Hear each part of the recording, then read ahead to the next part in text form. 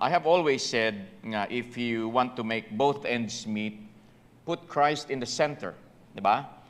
Okay, many times we have financial needs, we have material needs, and many times we neglect or we put aside the most important link for us to have both ends meet. So maigsuon, ingon ako nga, if you want to make both ends meet, in whatever need you may have, then you have to put Christ in the center. And since it's Family Sunday, I'd like to talk about making Christ the center of your family. Okay? So I hope kanindot unta kung kaning simbahan will be known as a family-oriented church.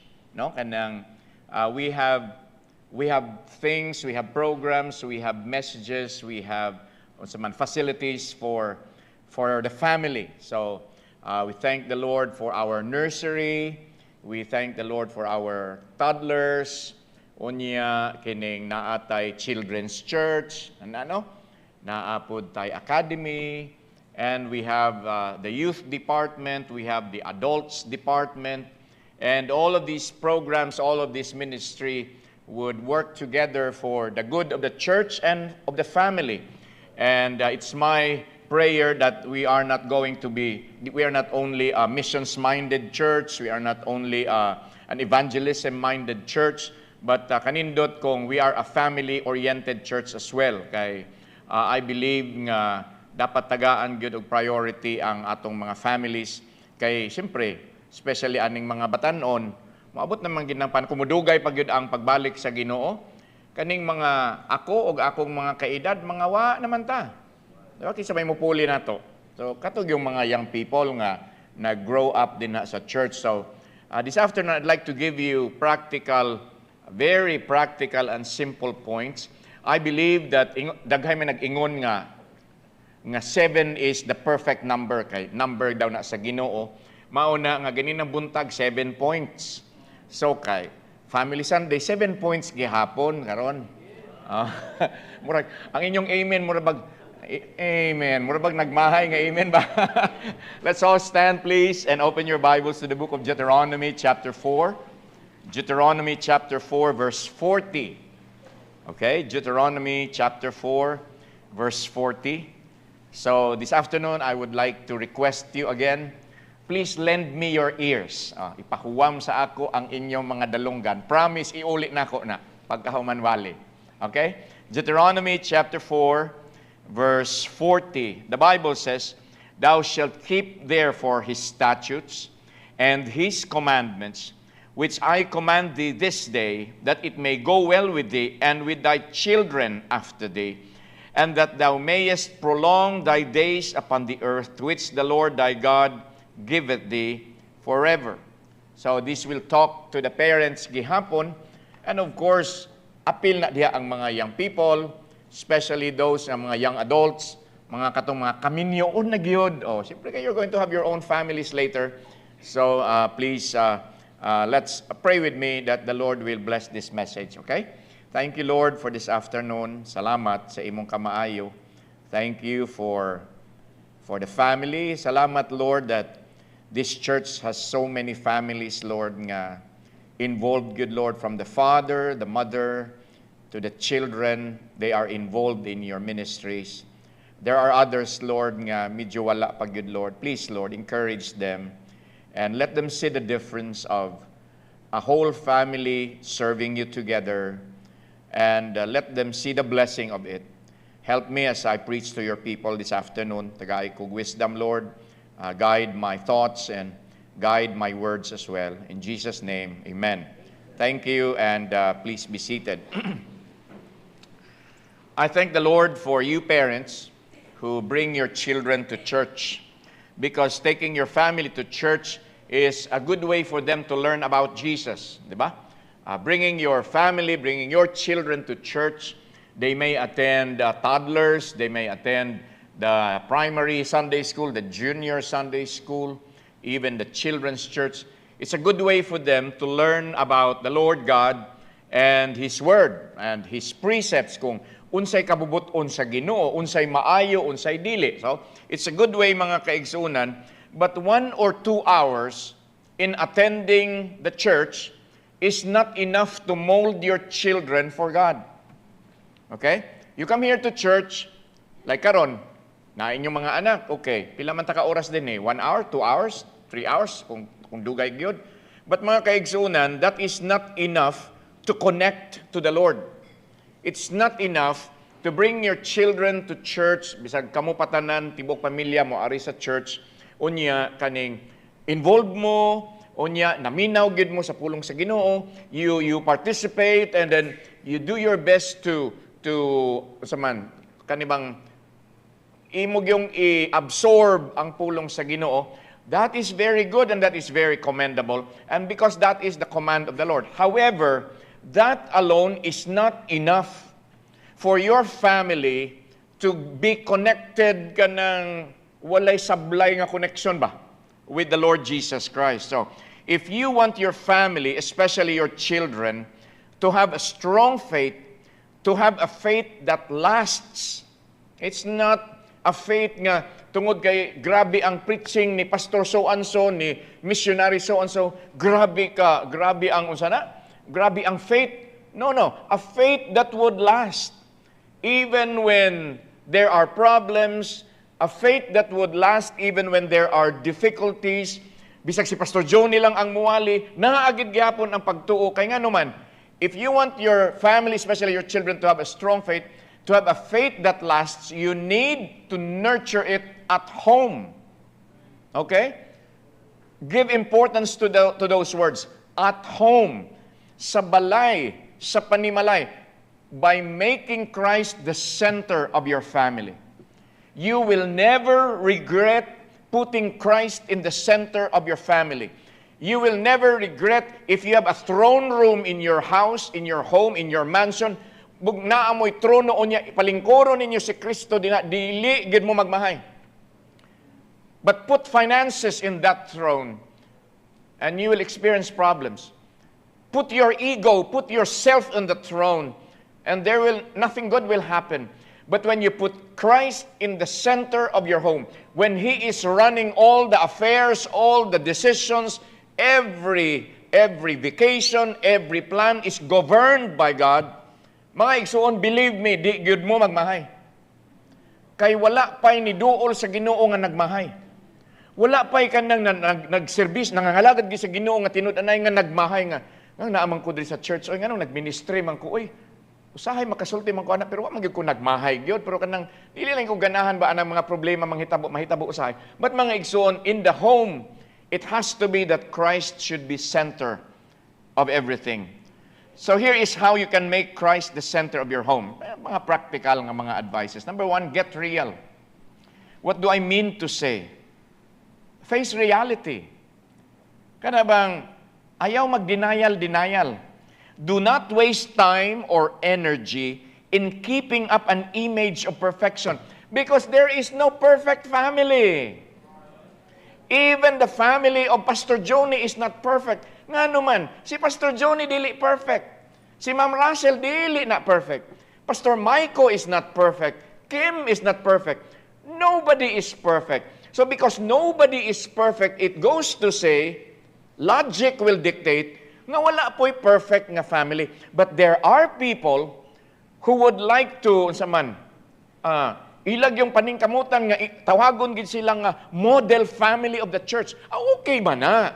Okay man na nga kana bang gusto nimo nga naakay unsa man kanang maningkamot ka ba nga gusto nako nga akong family will be one of the model families of the church.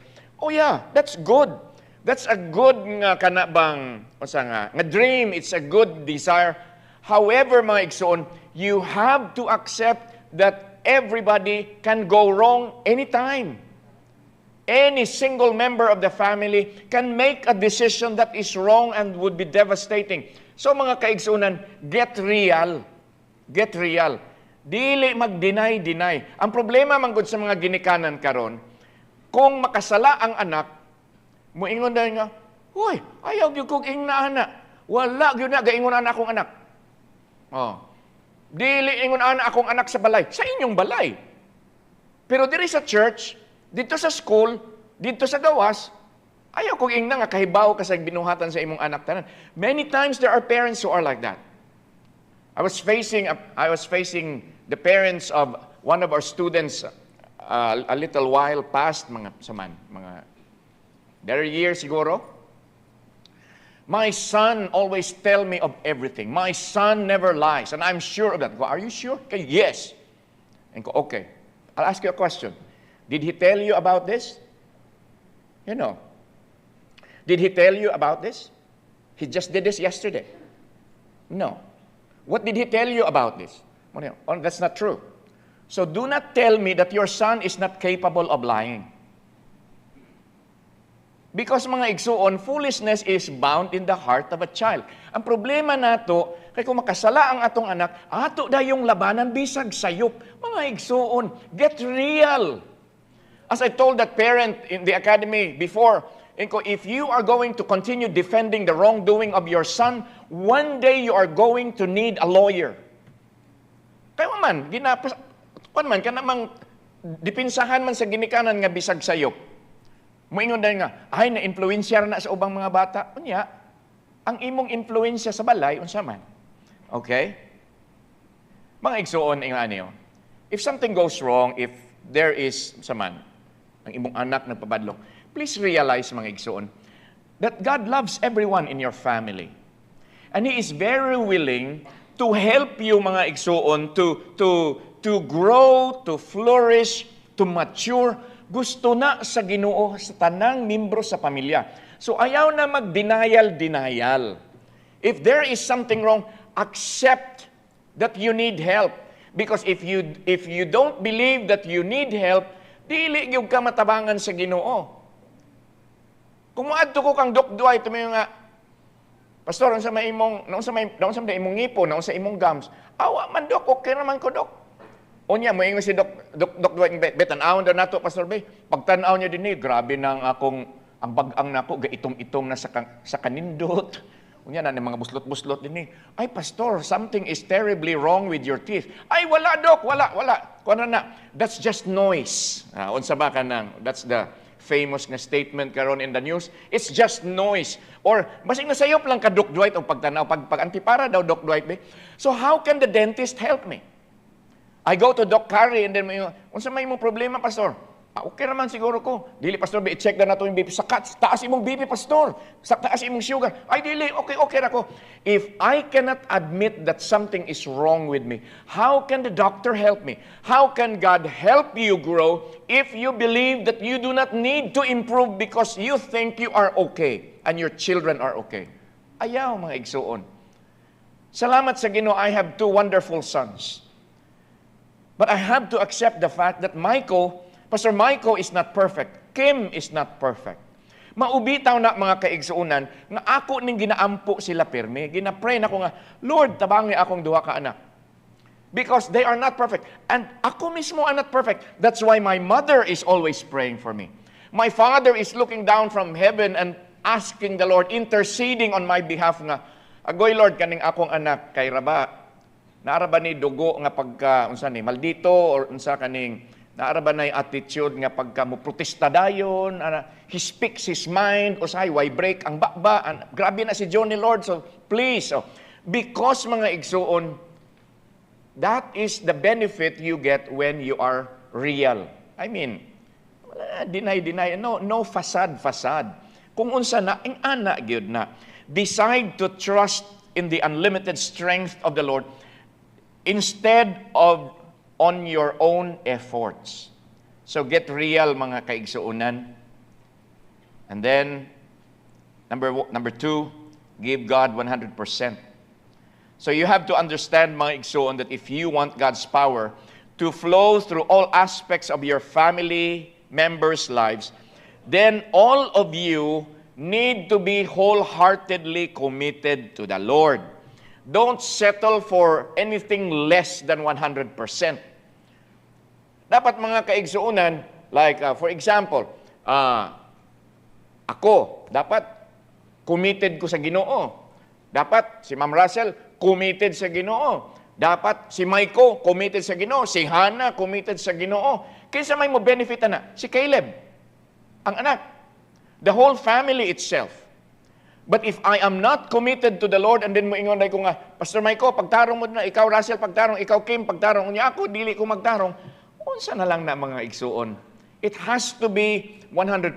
I believe God deserves our 100%.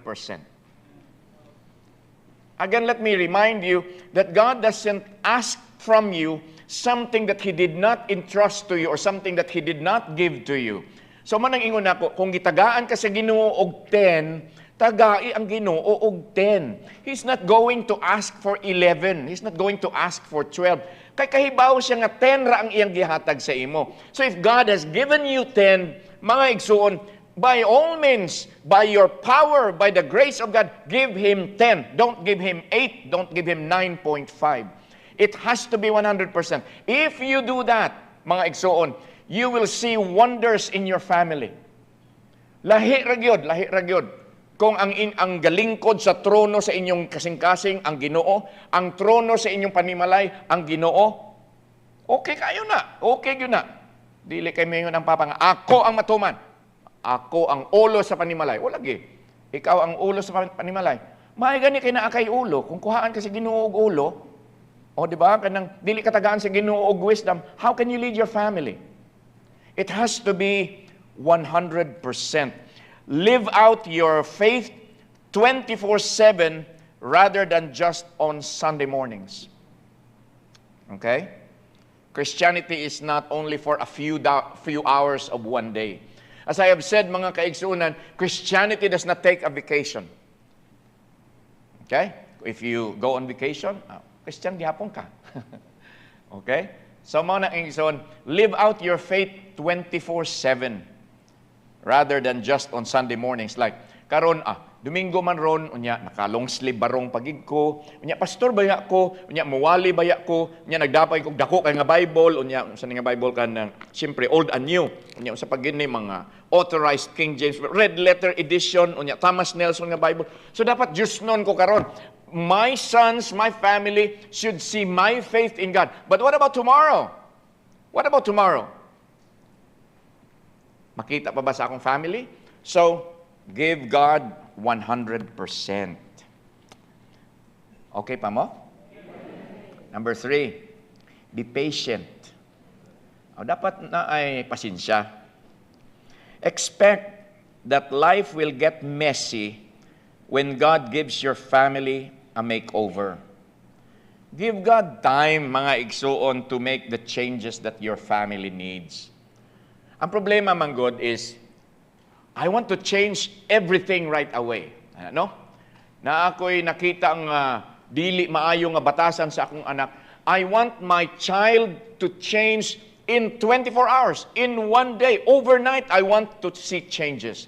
Kung gusto nako ang blessing sa Ginoo, and so I'm going to do this, Lord. And then pagkaugma gusto nako dayon naa dayon blessing. I want changes right away. Tagaipog time ang Ginoo. Kaya you know what? We live in a society that is so adapted to fast everything. We have fast food. Di ba? We have drive-thru. Naaday, in the US, kakita ko, nagkuyog ko sa akong cousin, naaday drive-thru nga bangko. Sa amo dito sa Pilipinas, magpila pa ka dito. Unya, kung daghan sa sod, di pa ikapasudlon sa security guard. Nga, ay sa sir, kay daghan pa tao sa sod. Wa na lingkuran na so. Maglingkod pa ka sa gawas. Sa Amerika, naay, kanabang drive-thru lang nga. You deposit, you withdraw, naay drive-thru. Tung una, abim na ko ang drive-thru McDonald's ra. Unya, pati in Cebu, you see a drive-thru Starbucks. Kadaghan na karon drive-thru. Fast food. Gusto na to ang atong kape, instant coffee. Because we want fast. So mga kaigsunan, sige tag-pray. Ako kog pray nga, Lord, tagaay jud kog pasensya, Lord. Pag abot na ko sa kasara, kasamo ka ni mga tawanan ni nganong hinay man ni sila, padaplay mo, ana ba? Because we are not patient. Especially when it comes to our family life, mga igsoon. I want God to change my family for the better. But it needs time. And mind you, parents, you cannot change your children. It's only God who has the power to change a person. Mauna, nga todo ampo. Goy, Lord, akong anak, ano? Lord, akong bana, Lord, akong asawa, Lord, akong ginikanan. So, you have to pray. Be patient, mga igsoon. Remember, God's ways are not always like our ways. Okay? We want to change our circumstances right away. Naunsa man ni nga, Pasko unya, hotdog rin na dapat unta na to'y ham, no? Ano? Ikaw lang good ka nang be content and be patient, mga kaigsunan. Tanaw ra gud sa Romans 8:28. Kay bawo naman mo ng Romans 8:28, no? For we know that the 28, and we know that all things work together for good to them that love God, to them who are the called according to His purpose. Mga igsoon, tanaw ang verse ha. And we know that all things work together for good to them that love God. This is not for everybody. This verse is not for all Christians. But this verse is for people, is for families that love God. Kaklaro, ana. Dili ni para kang bisan kinsa lang. If you want to make all things work together for good, meaning the good and the bad, the things that you do not like, the things that you like, all of this pleasurable, favorable, nindot ng mga butang, unya kaning dili, mga bagyo sa kinabuhi. If you want all of these things to work together for your good, then it has to be that you should love God. It is impossible to have all things work together for good, but you don't love God. Kung saan man na, kinaaman na sa Bible, to them that love God. I want everything to work out well in my life. Then, I have to love God. Diba? Be patient. Number 4, bless your home. What do you mean? What do I mean by bless your home? Have a family prayer time. Kanang regular ba? Regular nga prayer time. Pin mi ba ako ga-encourage nga, gather everyone in the home and you pray. You pray. Kung wala pa mo nakasugod, ana, it may be awkward at first, but you have to overcome the awkwardness. Kaya ka na bang, why pray? Unya mo kalit lang mo ingon si Papa nga, o mga anak, kalit mo, o si Mama mo ingon nga, alinak, mag-pray ta, mga anak, dali mo. Nadin mo, uy, si Mama, na Diyos nun lang og kalit. Unsay nakaon ni Papa? Hala, lahi na lagig sabaw ron si Mama. O, di ba na yung mga ingon anak dayon? So there is a certain degree of awkwardness, but you have to overcome that para makapractice mo sa unsay maayo para sa pamilya. Oh, kamo pod mga young people, pasalamat mo nga nag-ingon ana inyong ginikanan. Dili kay hulo. Nawalihan man God, nawalihan mao na pray dayon si Papa kay nawalihan man ganina. No, ayaw ana. There is nothing wrong to start a good thing. Yeah, it's a good thing. Unya, na wrong na hinoon. Pero kita man God, mahilig man God ta sa issue. Mauna nga, uy, unsay nahitabo? Hala, ko na siguro kanang nasudlan siguro ni bala ang espiritu si Kristonel. Kalitra maging ana. Ayaw ingon ana mga kaigsuunan. Overcome the awkwardness and start what is right. Bless your home by prayer. Hello? I-pray inyong mga anak, mga ginikanan sa ilang mga trabaho, sa ilang pag-eskwela, sa ilang paglakaw. Mga igsuon, ano si Pastor Maiko? Adult naman ni siya, na nagani anak, na nagani pamilya. Pero may ni siya nga, pa, pwede mananghid ka ng, ano man, kanang, muadto mi og kami mga family, muadto mi dito mi sa ang saan na nga lugar? Sukay lang, pwede nga, sa Sukay lang may mag-New Year. Iko nga, okay. Murag na din kumakulbaan. Okay ra ba na? Nga mo biyahe sila. Ano? Kanang, I don't know, amot sa inyo mga ginikanan. Oh. I know Kim is in Sydney, and Kim is very good with directions, he's very good with that. Pero, there are times na yung kuha, okay ra ni si Kim sa Sydney, nabitaw si Hazel, okay ra na.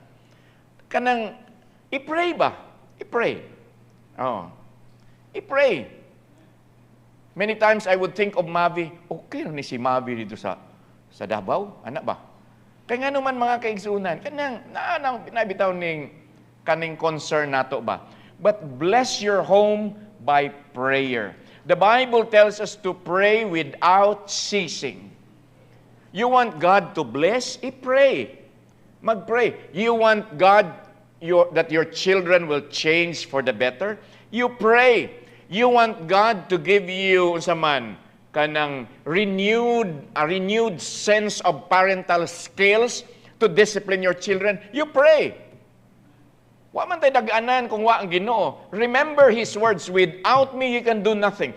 But with Him, okay, I can do all things through Christ. That is why, bless your home with prayer. Number 5, paspas na ba ko? Or hinahinaya na ito gamay? Model faith for your children. Ako mga kaigsunan, model manggig ko sa Minola o Bagyo, kanang mag-compete na sila for my attention ba kay mantikaon ba kaya akong naong, so kaning mga oil companies they vie for my attention because they want me to be a model of their oil products. But mga igsuon, if you want, katawa pod mo anang corny nako nga joke. Kana if you want your children and your family to be to have faith in God, then you have to model faith for your children. How can Pastor Michael learn to have faith in God kung makita niya sa ako nga, unsa man ni si Papa may salig sa Ginoo? Unsa man ni si Papa nga may salig? Unsa man ni si Mama nga may salig sa Ginoo? Gusto nato mga kaigsuonan, maayo kita mo ingon nga, anak, have faith in God. Dapat mo salig yung kas Ginoo na kay problema, salig sa Ginoo. But do they see it in me? When I have a problem, when I am faced with a circumstance nga bugat kaayo, do I display faith in God? Or do my children see, or do you members see me nga, wam ni si pastor, murag kulang gid sa pagtuo. Ako bitaw mga igsoon, there are times nga kanabang gamay kay kog pagtuo. When I designed this auditorium with Brother Titing, gidakuan na gid ko kaayo ani mga igsoon, gidakuan. Dako na kay ni Ting. Ingon po si Brad Titing nga, bitaw pastor no, dako okay kay ni ba, dako niya. Balcony, ana gin balcony, dako na ni. Karon bitaw mga kaigsuonan ko nga. Usahay magkita magsugat mi Brad Titing ko nga. Kuwang gyud ang pagtuo no. Dapat unta Ting, giisog pag gina didto Ting. No? Dapat unta kanang balcony giisog pag gina didto. Di ba? Pero sometimes mga igsuon, we fail in our faith. But I have experienced so many things kung unsay mahimo sa Ginoo kung naa kay pagtuo sa iya. So I want you to model faith in God for your children. Studies show that the top 2 influences in children's faith development are their mothers and fathers. Don't allow these influencers in TikTok, in Instagram, or in Facebook to influence you, young people. Dapat ang faith sa inyong mga ginikanan paminaw, palihog. You have to model faith because studies will show nga ang pinakadako nga influences sa kinabuhi or sa pagtuo sa isa ka bata, ang pagtuo ni mama ug ni papa. Probably the faith of Pastor Johnny can influence you. Probably the faith of Brother Tommy can influence you. Probably the faith of Brother Christoner can influence you when he preaches here. Probably the faith of Brother Adrian can influence you, young people, when he leads you every Sunday afternoon or kung naamoy mga programs o mga events. But mga igsuon, ang kang mama gyud o kang papa nga pagtuo, ang grabe gyud nga influensya. Mauna, nga kinahanglan, magpakita gyud ta og pagtuo sa Ginoo.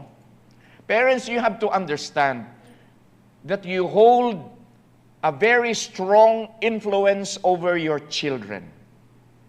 Yes. Kanang it is sad to say that there are children who will not believe their children, mas mutuo pa sa ginikanan, sa maestra. But, ingon ang mama, ingon ani, but my teacher said, But Pastor Johnny said, dili ingon, hinaot unta nga dili ingon ana. When it comes to academics, leave it to the teachers of Good Shepherd. They know what they're doing. But when it comes to faith, oh, by all means, dapat si mama o si papa ang manguna.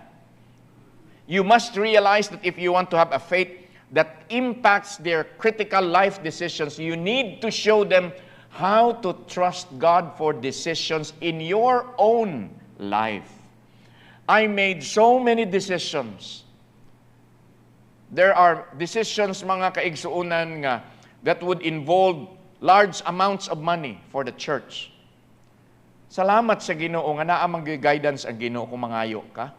Oh, by the way, let me sidetrack ta kadali. You remember nga nangutang ko ninyo nga pautang ako para mapalit nato ng lote din ha. And ang uban sa inyo nagpahulam 200,000, napoy nagpahulam sa ato og 500,000, napoy 500,000. And mga kaigsuunan, duha na lang ka tao ang naatay utang. Ang naakoy utang kay ako may pastor, so I'll take responsibility for that. Naakoy utang, nagutang ko 500 og 500. Nagbayad na ta last week og 200. So 300 na lang og 300. So 600 na lang ang utang. And Brother Samuel said, kaya na pastor mga by next year, early next year, mabayaran nato na Lord willing. So, I said nga 4 years to pay na ang utang ha. Gipautang ko ninyo for the property and I'm going to do my best by God's grace to pay you in 4 years.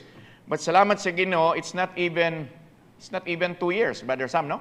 Since we purchased the property. 6 months. 6 months.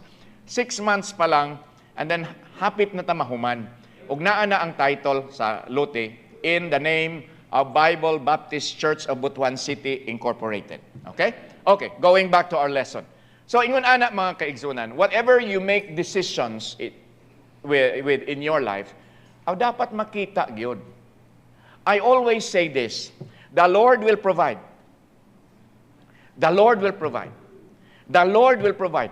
Og nasayop ba na nga statement? Wala pag yun na masayop sukad. Siyempre, because it is not in my power. It is not in the power and the financial capability of this church that the Lord will provide. It is according to His riches in glory. So when the Lord says, I will supply your need, I will believe that and I will tell you, God, the Lord will provide. Kaya nag-ingon man siya, I will supply all your need. So mga igsuon, let your children see you pray. Let your children hear you pray. Kana bang kainumdum ko tong una nga, si Mike ug si Kim, maayo pag mag-pray unya, makadungog man na sila nga mag-pray ko tong una. Karon kay lahi naman sa balay. Makadungog man na sila nga mag-pray si Russell. So they also adopted the same nga pagampo. So kung na sila kinahanglan dito sa Japan, mangayo man na sila nga, pa, can we buy this? Michael, we have to pray. We need to ask the Lord. O niya, mag-pray na silang duha. Kanang padunggon gyud ko ba? Kana, Lord, please give our parents money so we can buy the toy that we saw yesterday. Ano ba? Oh. So, well, okay na nga example ba nga kanang gasundog pud sila. Pero mga igsuon dapat makita gyud sa ginik sa mga bata nga si mama ug si papa mainampuon. Lahi ra gyud. Ako mga igsuon, I am so blessed to have a mother who is so prayerful. Pila na kapanahon sudlan ako na si mama sa kwarto, ga-pray na siya. With an open Bible in front of her and then naay listahan, napa na siya notebook. Salamat sa Ginoo. Katong akong papa, mainampuon kaayo. Hinaot unta nga mahimo pug ko nga mainampuon ba nga in such a way nga makita gid bitaw not only sa akong family but the people of the church that God has entrusted to me to lead nga naa gyud ang akong pagtuo diha sa Ginoo. Move from having a head knowledge about God to establishing a personal relationship with Him in your heart. It means to say, you have to read the Bible, you have to meditate on the Bible, and mga kaigsunan, you have to study the Bible regularly. And you need to ask the Holy Spirit to fill your life in a fresh way each day, every day. Mura bag daily bread ba? Lord, give us this day our daily bread. You don't want something that is stale. You don't want something that has molds on it. It has to be fresh. Di ba? You want something that is fresh. So mga kaigsuunan, kanindot yun nga, every day we have a fresh filling of the Holy Spirit. My mother always told me before, you have to empty yourself of self and allow the Holy Spirit to fill you so that you can lead properly. Okay? Participate in church and build meaningful relationships with fellow believers. Kanindot sa mga ginikanan nga makita sa ilang mga anak nga active sa pangalagad sa Ginoo. I believe when Brother Samuel or Brother Bebot is leading songs here, I believe ang ilang family members are proud to see Brother Samuel here, Brother Bebot here. I believe when Brother Chris is preaching God's Word here, I believe there's a certain amount of pride, good pride, in Ma'am Melanie, in Cedric, in Fritz, in Sophie nga.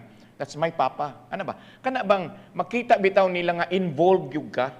Ako ng papa ka nang nasa choir? O ano? Ako ng papa nga kanang ga-usher. O. Ako ng papa nga galid og singing. Pagkanindot mga igsuon when we participate in church and build meaningful relationships with fellow believers. Deuteronomy chapter 6, please. Deuteronomy chapter 6, verses 6 and 7. Ingon ang Bible, and these words which I commanded this day shall be in thine heart, and thou shalt teach them diligently unto thy children, and shalt talk of them when thou sittest in thine house, and when thou walkest by the way, and when thou liest down, and when thou risest up. So talk about faith with your children. Don't wait for rare times nga, kana bang, hay salamat kaning, pwede gyud ta magtapok ta karon kay Family Sunday. Nindot na mga kaigsuunan. But how I wish that every Sunday is Family Sunday. How I wish mga kaigsuunan that every Sunday is a Family Sunday para nga ang mga pamilya magtapok gyud mga kanindot unta. So don't wait for rare times in the year nga magtapok ang mga anak o nya pwede ugma mag-meeting ta sa balay o alit mo dinhi ana.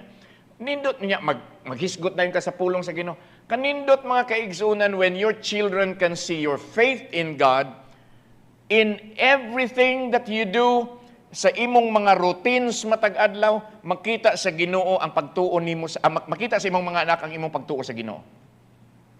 It has to be kana bang normal and routine activities. When you are on the table, talk about the highs and lows of the day. Musta man. When we were eating together, tung napad si Kim, manin kung how was my preaching ganina? May si Kim nga, okay man pa, pero katong naagyo, kuan nga murag, paspas na ka ika, ana ba? So, minaw ko sa ilang mga criticism ba? Unya, katuunta nga point, imo po doon tatong gi-expound pag yun. Maiko has something to say also. And then, we talk about our highs. Sometimes, ko nga, I'm feeling low. Sa mga pa, ayaw ang anak pa, dapat saling lang sa Ginoo. No? So, I hear that from them. Mga igsoon, kinahanglan yun nga we have to model faith for our children. Intentionally involve yourself in your children's worlds. Dili kay, ay, pastor, naman ko na siya kaugalingong kalibutan. Oh, di, mag-involve ka sa iyang kalibutan. Asa man na siya sa Mars? Adto sa Mars. Asa man na siya sa Jupiter? Adto as Jupiter.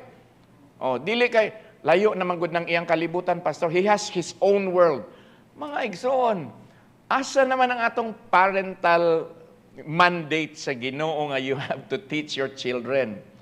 Pastor, na naman na siya iyang kaugalingong kinabuhi. Dili na iyang kaugalingong kinabuhi. Iyan na sa Ginoo.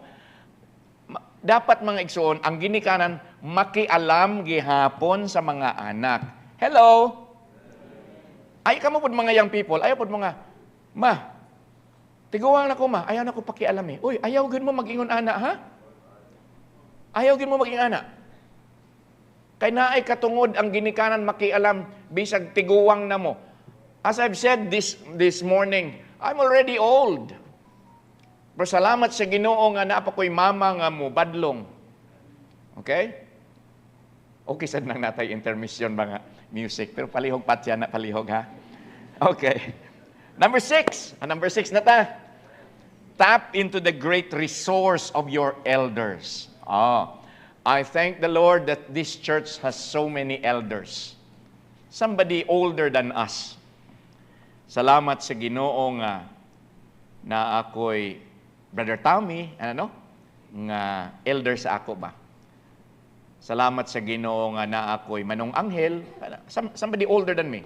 Na ako'y Manang Aida, na ako'y Dadad, na ako'y Brad Ladera, na ako'y Brad Mario, manaka na bang somebody older than me. So, that is a great resource. Take advantage of that resource, mga kaigsunan. You can benefit from the wisdom of your parents and of those who are older than you. Again, let me say this. Your parents, your elders may not be like you, grabe kaayo, from Windows to Mac OS, kahibaw ka, from iOS to Android, how do you pronounce that? Android or Android. Maayo kaayo ka, unyang imong ginikanan di kaayo. Mga igsoon, naay wisdom ngawa sa electronics. Remember that. Naay wisdom ngawa sa electronics. Elderly, godly friends, make use of that opportunity. Realize, mga kaigsunan, that they are veterans in life. Mga graduates sa mga school of hard knocks. Graduate sa school of experience. Bitaw, lahi regyon ning maminaw ta sa atong elders. Pero mga igsoon, unsa man papaminaw kung wa po'y respeto sa elders, no? Mao bitaw na nga you have to humble down and then seek their guidance when you are facing challenging situations. There are younger parents here. And many of you, ako ang nagkasal sa inyo. You can always come to me and I will open the Bible to you. It's not my wisdom, no. It's what the Bible can say. Lahi ra gyud mga kaigsuunan nga muduol ta, mabitang ginaingon ako, tanan nga ako'y nagkasal. Hangtod mga matay mo, mintras buhi pa ko ha. So, basig unang sige ko mamatay. But mintras buhi pa ko, I am going to interfere in your marriage gyud. Kay mo guide man ko, ako ba yay nag-marriage counseling? Ako ba yay nagkasal? So I'm mutabang gyud ko kung naay problema, mutabang gyud ko, mo guide gyud ko according to the Bible. Okay. But kita maigsoon, we should have that attitude nga we are humble enough to tap into that great resource of the wisdom nga naa sa atong mga elders. Pangayo og tabang, dili nang murag gid kahibaw tas tanan nga Mr. Know-it-all ko, kahibaw na ko anak tanan pastor, so I don't need help. No, mga igsoon, that's pride. And pride will bring you low. But if you can be humble enough to accept that you need help, na ay resource nga, ay, kadagan, look around you. You can ask, kinsa man din you can ask Brother Cañete, you can ask Manang Linda, you can ask people here nga, grabe ng experience in life ba? You can ask, kinsa man ni Ma'am Chona, you can ask Manang Aida, the Laderas, you can ask them. Kaya naman, it is a great resource. Praktikal ba lang ni mga kaigsuunan? So encourage each of your children to find a mentor to support them in their spiritual journey. But again, mga igsuon, teach your children to respect elders. Hello? Teach your children to respect elders, especially the authorities that God placed in their lives. There are many young people today who does not respect elders, do not respect kanibang authorities sa ilang kinabuhi. Unya, unsa man na, nindot na, perting pangitag yun. But the best way to teach them is by yourself showing respect to your children's authorities. I want the children of Good Shepherd to respect their teachers. Siyempre, teachers God. Pero unsa man pag-respect sa bata, kay ang ginikanan mismo, wa may respeto pod sa maestra. We have had a student and then gibadlong sa maestra, gipangutana sa maestra. Well, my father said that I have the right to remain silent. Oh, really? Pag-abot sa ako nga, mao na gisulti sa bata? Yes, Pastor. Okay, this is the last year of the child. I will not accept that child anymore. How can we teach a child that does not respect you? You cannot teach a child that you cannot control. You cannot teach a child good things if he doesn't want to listen.